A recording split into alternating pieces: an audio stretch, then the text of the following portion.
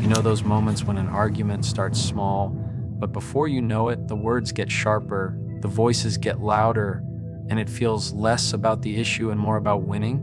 We've all been there. Hearts racing, walls going up, and suddenly you're saying things you don't even mean just to protect yourself. And afterward, you sit in the silence, wishing you had handled it differently, wishing you hadn't let it get that far. There's one simple phrase that has the power to break that cycle in the moment. One phrase that doesn't shut the other person down, but shuts the argument down, not by force, not by silence, but by disarming the fight before it takes over.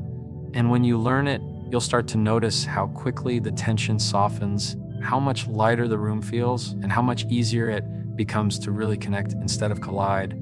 Arguments have a way of leaving us feeling exhausted, not just because of the words that were said, but because of the distance they create. You walk away, replaying the moment in your head, wondering why it always goes the same direction, why the people you care about the most seem to bring out the sharpest edges in you. It's confusing, it's heavy, and it makes connection feel harder than it should be. What most of us don't realize is that it isn't always about having the perfect response or winning the point. It's about finding a way to step out of the cycle before it takes over. There's a phrase that can do that, a phrase that, when said honestly, has the power to cut through the noise and reset the tone of the entire conversation. Not by pretending there isn't a problem, but by making space for both people to feel seen and heard without the fight. Breaking the cycle of arguments isn't about never disagreeing. Disagreement is a normal part of every relationship. Between spouses, friends, coworkers, even parents and kids. What wears us down isn't the disagreement itself, it's how quickly it snowballs into something heavier, something sharper than either person ever intended. You start off talking about who forgot to take out the trash, or why a text wasn't answered, and somehow it ends with two people standing on opposite sides of a wall, both hurt, both defensive, and neither one sure how to step down. That's the cycle. It sneaks in quietly, takes root in small frustrations, and then runs on autopilot until you're in a full argument without even realizing how you got there. The hardest part is that most of us don't set out to fight. Nobody wakes up in the morning thinking, I hope I have an argument today. What actually happens is something small triggers us, a tone of voice, a look we interpret the wrong way, a word that feels careless, and suddenly our brain shifts into defense mode. We start protecting ourselves instead of listening. Our body tenses, our voice gets louder or sharper, and our focus moves from connection to survival. And in that moment, the person across from us isn't hearing our heart, they're just hearing our defense. That's why the same fight can repeat over and over again, different surface details, but the same familiar ache underneath. Here's the truth most of us avoid saying out loud: arguments aren't really about the dishes, or the bills, or who said what last week. They're about how safe we feel with the other person. They're about whether we feel heard, respected, or considered. And when that safety feels threatened, even in small ways, our guard goes up. That's the cycle at its core. It's two people trying to protect themselves in the exact moment they both need to be lowering their guard the most. And unless someone recognizes it and interrupts it, the cycle just keeps spinning. So how do you stop something that feels so automatic? The first step is awareness. To recognize the point where a conversation shifts from problem solving into self-protection. It's usually subtle. A sigh, a change in tone, crossing your arms, avoiding eye contact. These are the signals that the cycle is kicking in. And if you can catch it right there, before the momentum builds, you have the power to change the direction. The mistake most people make is waiting until the argument is already full blown to try and fix it. By then, emotions are high, words have been said, and both sides feel too invested in being right to lay down their arms.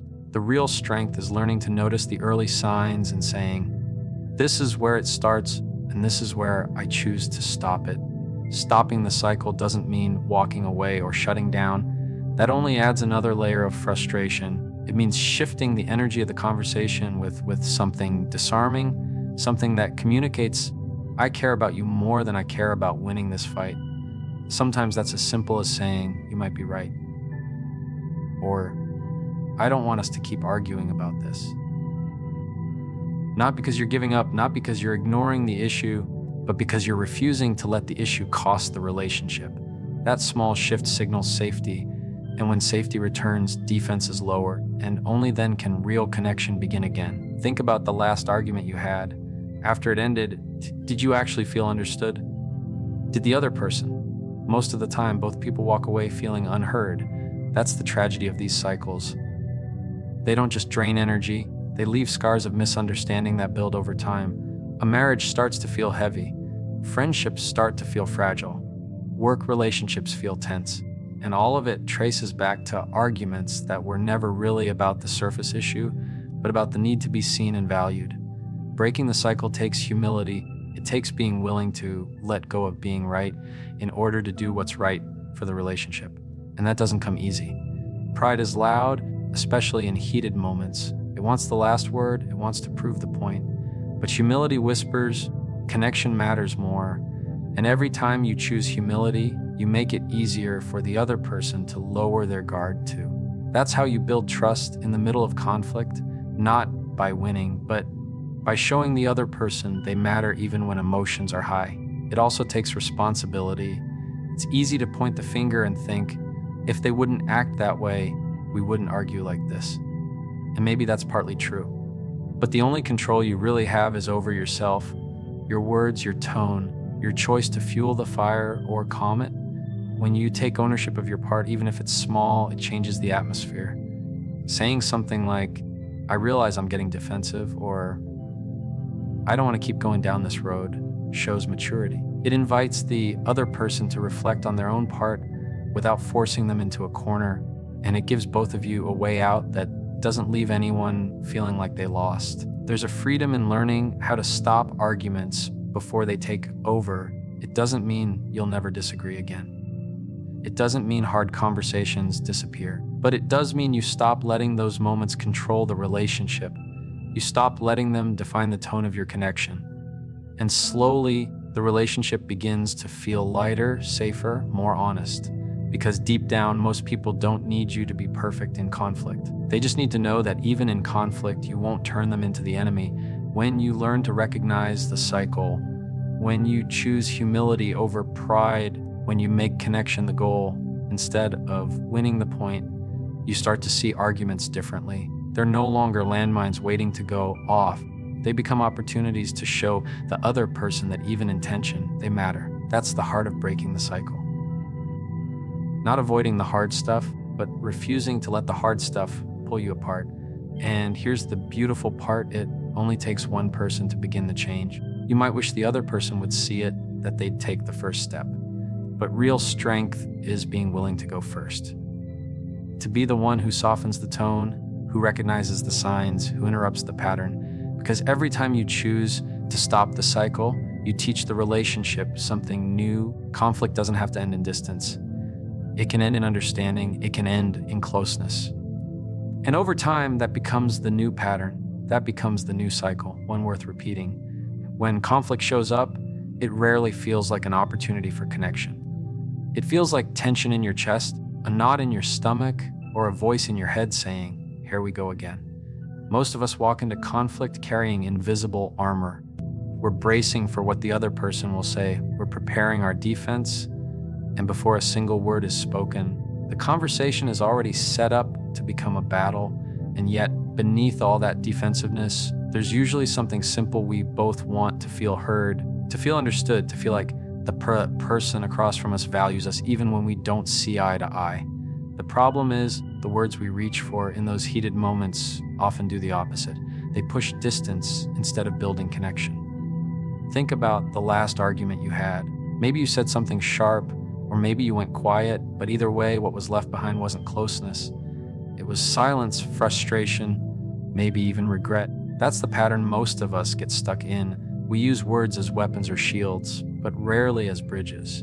And when words become weapons, even unintentionally, they cut deeper than we realize. A sarcastic comment, a dismissive whatever, a raised voice that says more than the words themselves. These things leave marks, not always visible, not always dramatic, but marks that slowly shape how safe the other person feels with us. Connection doesn't grow in that kind of soil. The shift comes when you start to see that the words you choose in conflict can either shut the other person down or open them up. That doesn't mean you have to agree with everything they say. It doesn't mean you have to avoid hard truths. It means you learn to use language that lowers defenses instead of raising them.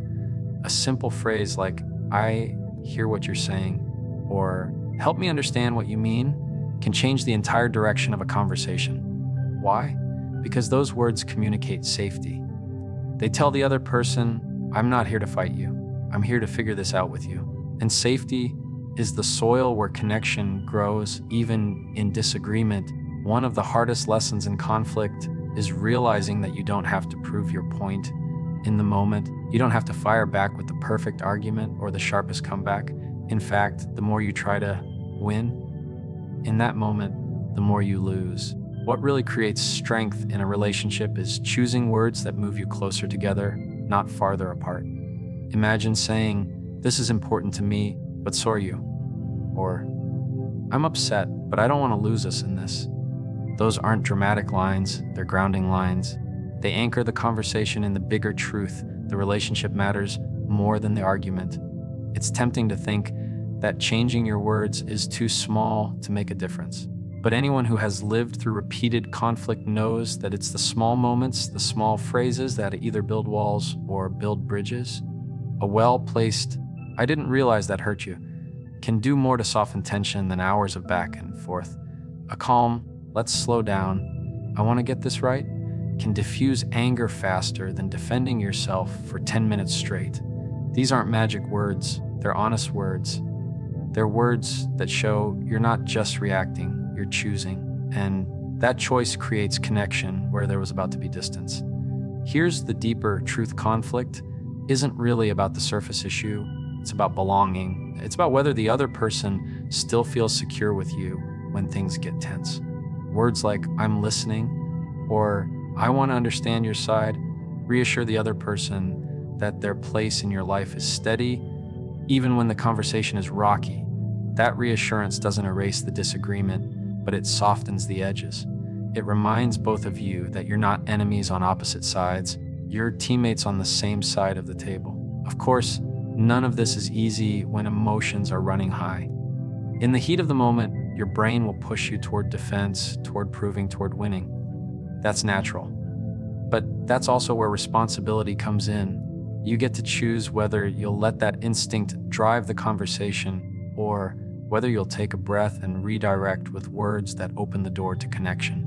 Saying something like, "I don't want this to turn into a fight," isn't weakness, it's strength. It takes more courage to de-escalate than to throw another log on the fire.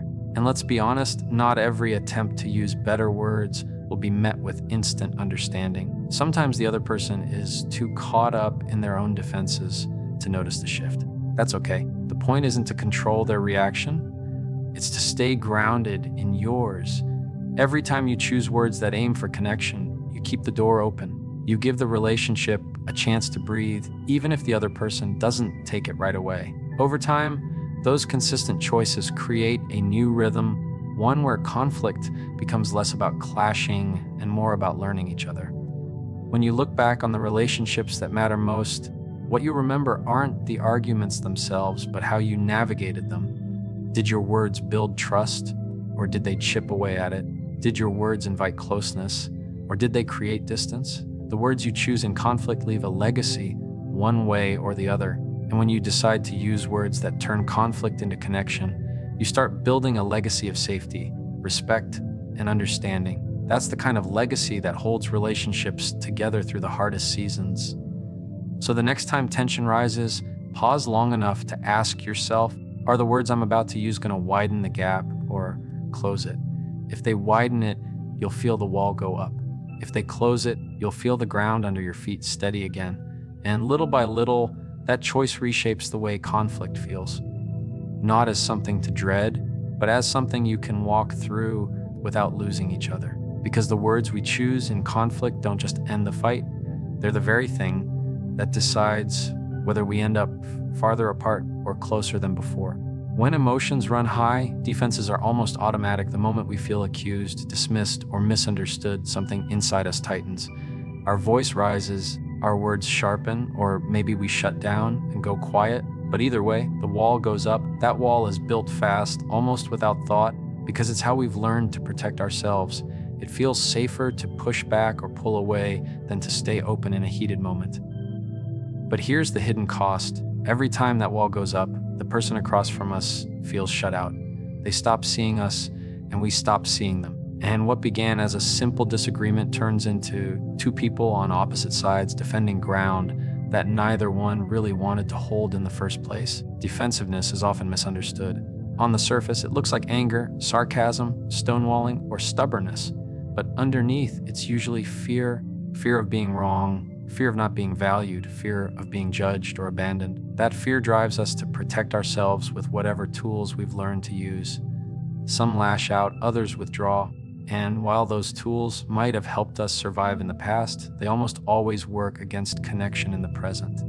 Because defenses don't invite closeness, they signal danger. And when one person's defenses rise, the other person's often follow. Suddenly, it's not two people working on a problem, it's two people protecting themselves from each other. The real turning point comes when we begin to recognize what defensiveness feels like in our own body. Maybe it's the tightening of your jaw, the urge to talk over the other person, or the heat in your chest that says, I need to win this. Those are the signals that your defenses are up, and instead of letting them run the show, you can learn to pause and say, okay, I know what's happening here. I'm starting to protect myself, but protecting myself this way won't help me be heard. That pause is powerful. It doesn't erase the emotion, but it gives you just enough space to choose a calmer response. And that choice is where calm begins to replace chaos. Finding calm in a heated moment doesn't mean pretending you're not upset. It doesn't mean swallowing your feelings or letting someone walk over you. Calm isn't about silence, it's about steadiness. It's the ability to speak from your heart without the armor of defensiveness weighing every word. Imagine saying, I'm feeling defensive right now, but I still want to hear you. Or, this is hard for me to talk about, but I don't want to shut down. Those kinds of words are disarming because they acknowledge the truth without fueling the fire. They tell the other person, I'm staying at the table with you. I'm not turning you into the enemy. We underestimate how much courage it takes to lower defenses in conflict. It feels risky because in that moment, you're giving up control of the shield. You're exposing the very feelings you were trying to protect. But that vulnerability is what creates real safety in a relationship. When you say, I feel hurt by that, instead of, you always do this, you invite understanding. When you admit, I'm struggling to hear your side because I feel attacked, instead of snapping back, you give the other person a chance to meet you with care instead of combat. Vulnerability lowers the temperature in a way defensiveness never can. Of course, none of us get this perfect. There will be times when your defenses rise before you even realize it, and words slip out that you wish you could take back. That's part of being human. But even in those moments, calm can be reclaimed. A simple, I got defensive, I didn't mean to come across that way, can reset the conversation. Owning your defensiveness doesn't make you weak. It actually makes the other person feel safer because it shows you're aware enough to take responsibility for your side of the conflict. And safety is what allows both people to soften, to drop their own defenses, and to move toward understanding. Think about how it feels when someone stays calm with you in the middle of your storm. When they don't match your volume, when they don't throw your words back at you, when they simply listen and respond with steadiness, it disarms you. It makes it harder to keep swinging when the other person isn't swinging back. That's the gift you can give in heated moments. Not by suppressing your emotions, but by grounding them in honesty and restraint. Calm doesn't mean emotionless. It means you're choosing to direct your emotion in a way that builds connection instead of tearing it down. There's also a deeper layer to this. Dropping defenses starts with self-trust.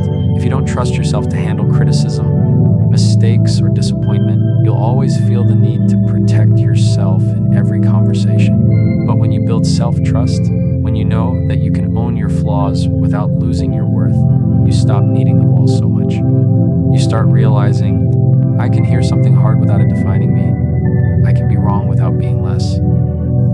That kind of grounded confidence makes calm possible because you're not fighting to defend your value, it's already secure. The truth is, calm in conflict is contagious. When one person lowers their defenses, the other often follows. Not always right away, not always perfectly, but consistently enough that the dynamic changes. Over time, the relationship begins to feel safer, not because conflict disappears, but because conflict no longer means war. It becomes a place where honesty and care can exist side by side, where even in heated moments, connection is still within reach. So the next time you feel your defenses rising, notice it, name it to yourself, and instead of letting it take over, try words that open a door instead of building a wall. I don't want to fight. I want to understand. I'm upset, but I still care about us. This is hard, but I want to get it right. They don't have to be perfect words. They just have to be honest words. Because when defenses drop, calm has room to step in. And in that calm, you'll find what both people are really looking for. Not victory, but connection. Arguments have a way of making us feel like it's all or nothing. Either I win or you win. Either I'm heard or you're heard. And when that pressure builds, the fight takes on a life of its own. The issue that started it fades into the background. And now it's about tone, about volume, about pride. By the time it's over, both people feel drained, maybe even defeated, and neither one feels understood. That's the trap of arguments. They make us believe the only way out is by shutting everything down, cutting off the conversation, walking away, or retreating into silence.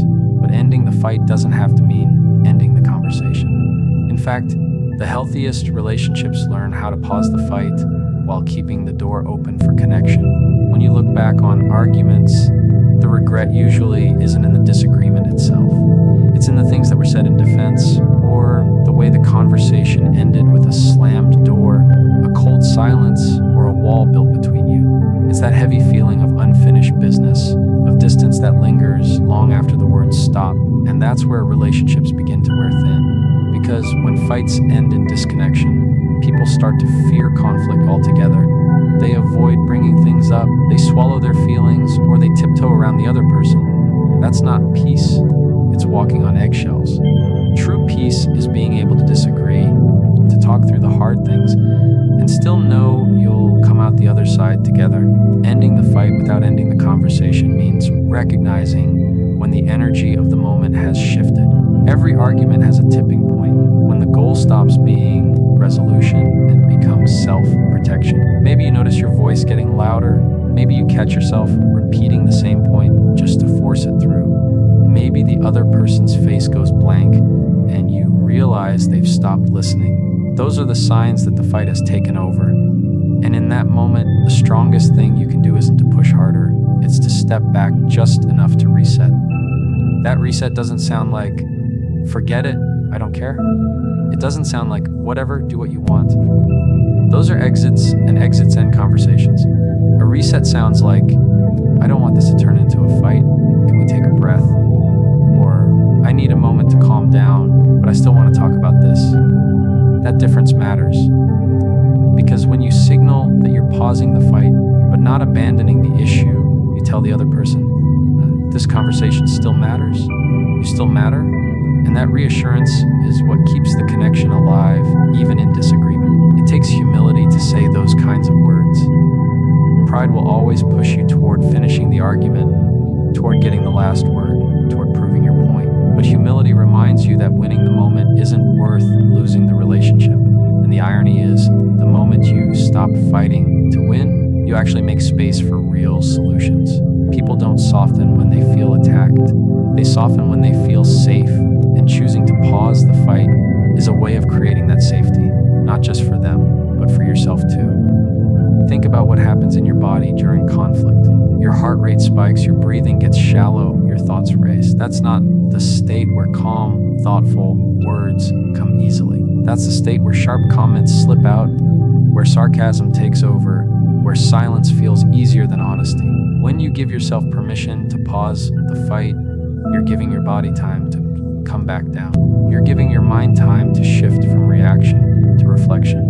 And when you come back to the conversation from that calmer place, the words you choose are different. They're steadier, they're softer, they're more likely to be heard.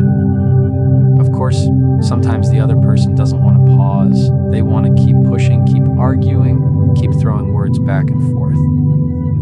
moments, it's tempting to match their energy, to meet fire with fire. But that's where responsibility comes in. You can't control their choice, but you can control yours.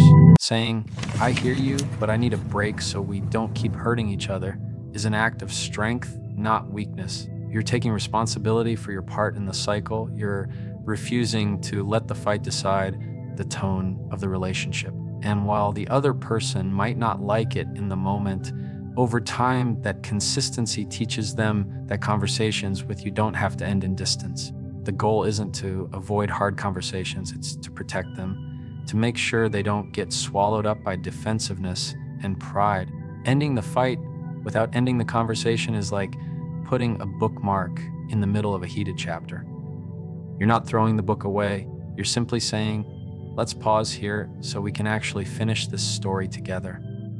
That patience gives both people a chance to reflect, to come back with clearer minds and softer hearts. And more often than not, the issue feels smaller, more manageable when you return to it without the heat of the fight. It also helps to name what you're doing, to say out loud, I want to finish this conversation later when we're both calmer. That naming gives the other person clarity. Without it, they might mistake your pause for rejection or avoidance. But with it, they know you're still committed to working it through. That simple act of naming keeps the thread of connection intact, even in the pause. The truth is, relationships aren't built in the easy moments.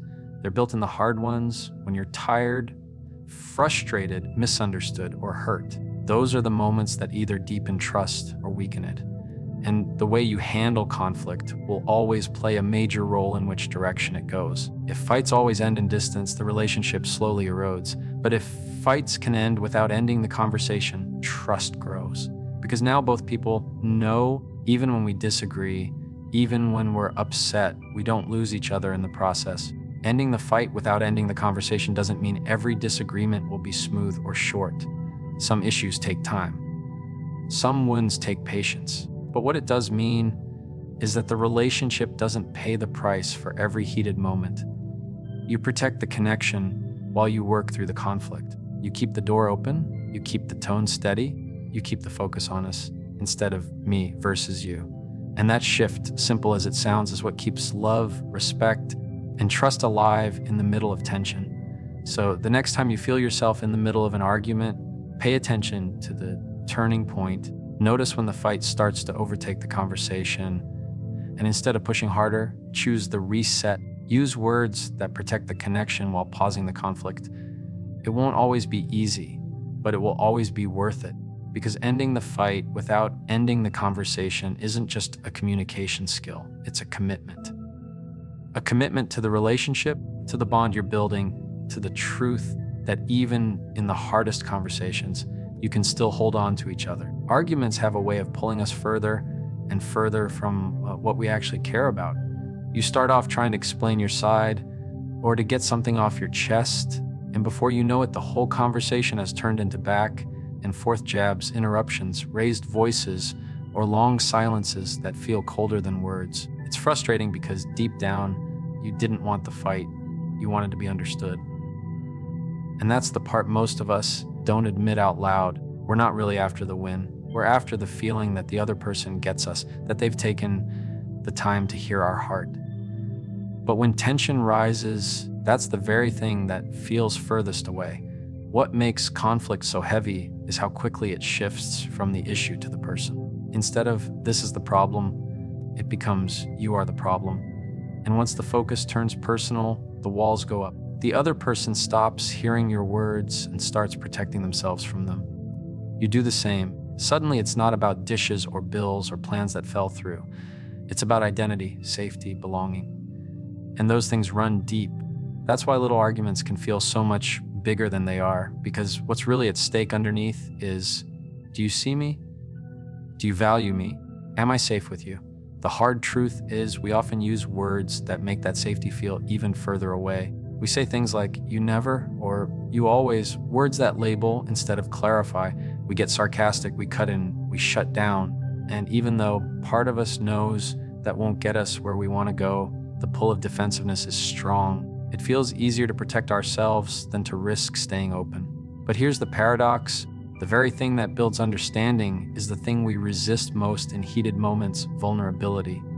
Choosing words that don't defend or accuse, but instead invite the other person back into connection. That's where a simple phrase comes in. A phrase that isn't complicated or clever, but honest. Something like, "Help me understand." It seems small, but the shift it creates is real. Because instead of building your next counterpoint, you're offering an opening. You're saying, "I'm choosing curiosity over combat," and that changes the entire tone. It doesn't mean you agree. It doesn't mean you're letting go of what matters to you. It just means you're giving space for both sides to breathe. And often, that's exactly what was missing. Imagine how different an argument feels when, instead of firing back, you pause and say, "Help me understand what you meant when you said that," or "Help me understand why this matters so much to you." Those words disarm because they lower the heat. They tell the other person, "I'm still here. I still care. I'm not trying to push you away. I'm trying to see what you see." And when someone feels seen, their defenses soften, their voice lowers, their willingness to listen grows. Understanding doesn't guarantee agreement, but it almost always makes the disagreement less threatening. Sometimes we think the only way to get our point across is to push harder, explain louder, or repeat ourselves until it sinks in. But what really gets through isn't force, it's empathy. And empathy starts with curiosity. A simple phrase like, "Help me understand," interrupts the cycle. It moves the conversation out of defense mode and into dialogue, and dialogue is where connection lives. Of course, saying those words isn't always easy. In the middle of feeling unheard or hurt, the last thing your pride wants to do is ask for understanding. Pride wants the last word. Pride wants proof. But humility wants connection. And the moment you choose humility, choosing to ask instead of accuse, you create a new path forward. It doesn't feel natural at first, but over time it becomes the muscle memory of healthy conflict. There's another layer to this too. Asking for understanding isn't just for the other person's sake, it's for yours. Because when you slow down enough to ask, you're reminding yourself that this person across from you isn't your enemy. There's someone you care about, even if the moment doesn't feel like it. You're reminding yourself that your goal isn't to win, but to reconnect. That shift steadies you. It brings you back to your own deeper values, the ones that arguments often bury under anger or frustration. And here's the thing, sometimes the answer you get when you ask for understanding won't be neat or satisfying. The other person may still be upset. They may not explain perfectly, they may still miss your side, but the act of asking itself does something important. It changes the atmosphere. It says, "This is a safe place to be honest." It shows the other person that you're not here to shut them down. You're here to figure it out together. And more often than not, that invitation is enough to turn the tone from defensive to collaborative. Think about how it feels when someone uses that phrase with you, when they don't jump in to correct or dismiss, but instead lean forward and say, "Help me understand where you're coming from." It makes you exhale. It makes you feel safer to share. It makes you want to meet them halfway. That's the power of language. It shapes not just what gets said, but how safe it feels to say it. The relationships that last, the ones that feel sturdy, aren't the ones without conflict. They're the ones where conflict becomes an entry point to deeper understanding instead of an exit point into silence. And that shift doesn't require grand gestures. It requires simple, consistent choices, like choosing a phrase that brings you back to understanding instead of pushing you further into pride. Over time, using that phrase teaches both people a new rhythm. Instead of the old cycle, attack, defend, withdraw, you build a new cycle: pause, ask, listen. It doesn't erase tension, but it transforms how tension is handled. And the more you practice it, the more natural it becomes. Arguments start to feel less like battles and more like conversations that, while hard, still lead to closeness. So the next time you feel the heat rising and your instinct is to defend or push back, try pausing long enough to ask, "Help me understand." Not as a tactic, not as a trick, but as an honest attempt to see the heart behind the words. Because when you do, you'll notice something shift, not just in them, but in you. The volume lowers, the room feels lighter, and slowly the conversation moves back to what you both wanted in the first place: to be understood, to be valued, to know that even in conflict, you still matter to each other.